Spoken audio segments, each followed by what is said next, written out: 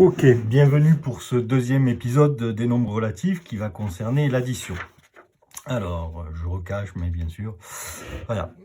Alors, on va se servir d'une image pour l'addition des nombres relatifs. Un nombre positif fait avancer, un nombre négatif fait reculer. Je rappelle, ce n'est qu'une image. Voilà, mais c'est pour avancer dans cette notion. Alors, regardons la suite. Alors, quand je vais dire plus 1 plus 2, par exemple, plus 1 plus 2, je vais me servir de plus 1 comme point de départ, en quelque sorte. Point de départ. Donc, je me mets en plus 1. Plus 2, j'ai dit que ça faisait avancer. Donc, plus 1 plus 2, plus 1 plus 2. Je me retrouve en plus 3. Ça tombe bien, 1 et 2, ça fait 3. C'est sympathique. Maintenant, imaginons moins 2 plus moins 4. Mon point de départ, comme je vous l'ai expliqué, c'est moins 2. Donc ça veut dire que moins 4 plus moins 4 va me faire reculer de 4 cases en quelque sorte. Moins 1, moins 2, moins 3, moins 4, je me retrouve en moins 6. Alors, je suis à moitié surpris parce que 4 et 2, finalement, je sais que ça fait 6. Bon, il y a cette histoire de moins. Maintenant, imaginons que j'ai plus 5 plus moins 7. Ça veut dire que mon point de départ, c'est en plus 5 plus moins 7, ça veut dire que je dois reculer. Moins 1, moins 2, moins 3, moins 4, moins 5, moins 6, moins 7. Ah, j'arrive en moins 2. Alors, si j'ai encore un petit peu de truc, je me rappelle que 7 moins 5, ça fait 2. Voilà, ce sont des petites indications. Vous voyez que c'est calcul mental, le calcul mental, ce dont je parlais dans la précédente vidéo. L'association 7 et 5, on sait que ça fait 12, mais on sait aussi que la différence fait 2, quelque part. Maintenant, imaginons que j'ai moins 3 plus 12. Non, plus 12, c'est trop. Plus 5. Je suis en moins 3. Plus 5, ça signifie que je dois avancer. Plus 1, plus 2, plus 3, plus 4, plus 5. Je me retrouve en plus 2. Là aussi, 5 moins 3, ça fait 2. Vous voyez, je commence à sentir les choses. Donc maintenant, je vais vous donner la recette de l'addition. Et quand je parle de recette, si je vous donne une recette culinaire, par exemple l'omelette, on va être 10 à la faire avec la même recette, les mêmes ingrédients, les mêmes ustensiles. On aura 10 résultats différents. Mais là, pour la recette de l'addition, on sera avec les nombres relatifs. Si on est 10 à la faire, on aura les 10 le même résultat.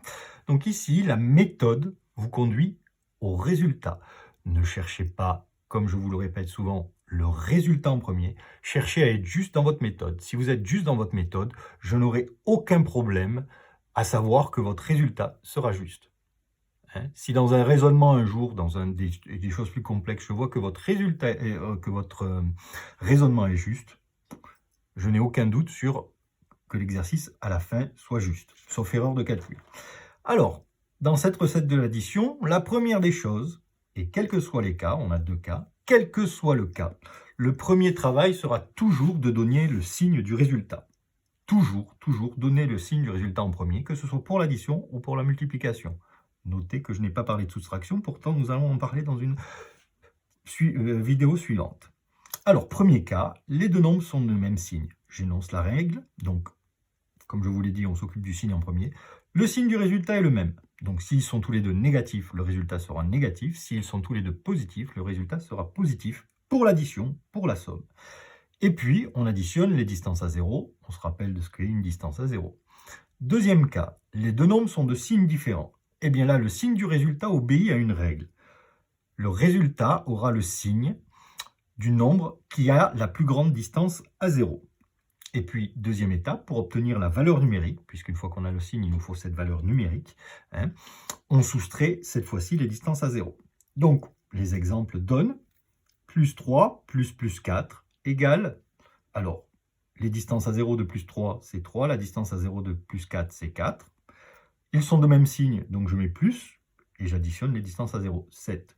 Pareil pour ici, moins 12 plus moins 7. Les signes sont les mêmes, le signe du résultat est le même, donc moins, et maintenant j'additionne les distances à 0, à savoir, moins 12 a pour distance à 0, 12, moins 7 a pour distance à 0, 7, 12 plus 7 égale moins 19. Le cas le plus complexe à mettre en œuvre, mais vous verrez, une fois que ce sera acquis, ça sera une routine. Notez cette phrase-là. Je dois toujours trouver le signe du résultat en premier. Quelles sont les règles? Les deux nombres sont de même signe, les deux nombres sont de signes différents, et puis je décline mes règles. Je dois me les chanter dans la tête. Je rappelle que les maths, c'est visuel. Si vous n'y mettez pas vos sens, votre crayon, le visuel, le son, j'entends 2 fois 2, 2, 4, 2 fois 3, 6. On le chantait, c'était pour le retenir. C'est pas pour comprendre ce que c'est pour le retenir, la règle. Donc ici, moins 5 plus 7. Les deux nombres sont de signes différents. Le signe du résultat est donc celui du nombre ayant la plus grande distance à 0. Moins 5 a pour distance à 0, 5. Plus 7 a pour distance à 0, 7. C'est donc plus 7 qui a la plus grande distance à 0. Donc le résultat aura son signe, plus 1. Et maintenant, je soustrais les distances à 0. 7 moins 5, ou 5 aller à 7, ça fait 2. Moins 14 plus 8. Ils sont de signes différents. Donc je dois me pencher sur les distances à 0. Moins 14 a pour distance à 0, 14. Moins 8 a pour distance à 0, 8. Donc 14 est la plus grande distance à 0. Donc le signe du résultat sera négatif. Donc moins. Et maintenant, je soustrais les distances à 0. 14 moins 8 égale 6, ou 8 aller à 14 égale 6. C'est exactement la même chose. Voilà. Mais ça, on va faire de nombreux exercices dans une feuille suivante. Je la ferai, je vous montrerai des exemples. Et quand vous passerez à la réalisation chez vous, vous aurez des documents plus cette vidéo en permanence et vous vous entraînerez sur ces exercices. Alors, dernière petite propriété, parce qu'il y a un truc où on ne peut pas savoir quelle est la plus grande distance à 0, c'est quand les deux nombres sont opposés, mais vous allez voir. Bon, on retient cette règle. Alors là, j'ai énoncé en langage mathématique. La somme de deux nombres opposés est nulle, ce qui veut dire l'addition de deux nombres opposés est égale à 0. Donc, moins 5 plus moins 5, plus 5 plus moins 5 est égal à 0. Moins 125 plus 125 est égal à 0. Moins 27 plus 27 est égal à 0. Alors, en effet, si je suis en plus 2, je pars de plus 2. Et puis, je lui rajoute moins 2, je reviens en 0. Donc, voilà. Eh bien, merci pour cet second épisode. Le prochain épisode, l'épisode 3, tout de suite.